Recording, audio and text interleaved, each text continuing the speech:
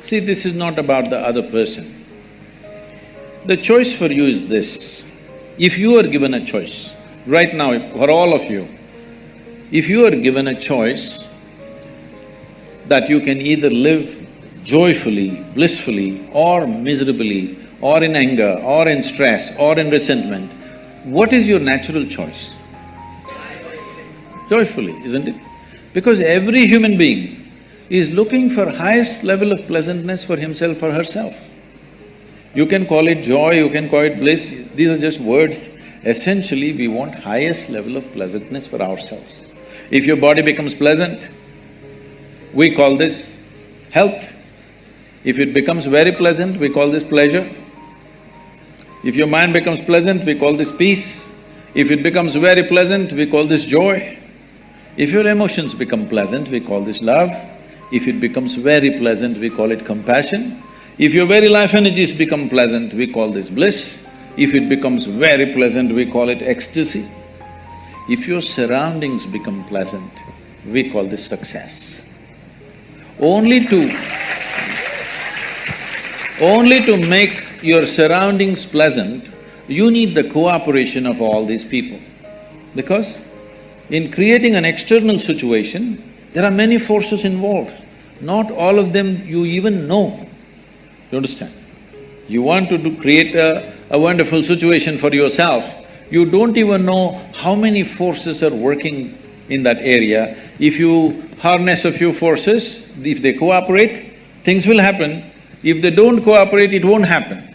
But for the pleasantness of the body, pleasantness of the mind, pleasantness of your emotion and energy, it's 100% you. Yes or no? Is that yes or no? Surroundings, creating situations in the surroundings, you need cooperation from the people, otherwise it won't happen. So only for success, you need cooperation. To keep yourself pleasant, it's 100% yours. So right now, you know well that you want to be peaceful, but somebody else is doing something. What are they doing? They know what they know best. They're abusing you. Why are they doing it? Because that's all they know. Yes or no? That is how they know their life, that's why they're doing it. If you become resentful and you think something will happen to them, see, these are things. Anger, resentment, hatred, these are all poisons that you drink and you expect somebody else to die. No, life doesn't work like that. You drink poison, you die, it's a very fair life.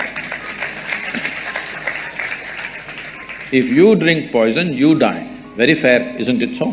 I drink poison and you die, is it fair? So, people who are in anger, resentment, hatred, this is their thing. They are drinking poison. When I say poison, I am not saying in a moral sense.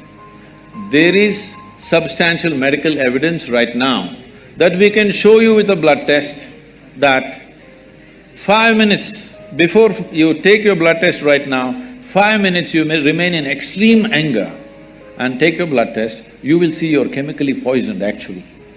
So you're literally poisoning yourself, thinking it's going to hurt them. No, it's only going to hurt you. So it doesn't make sense to me, that's all. It's not a morality, whether you should get angry or not get angry. It's up to you if you want to make a mess out of yourself.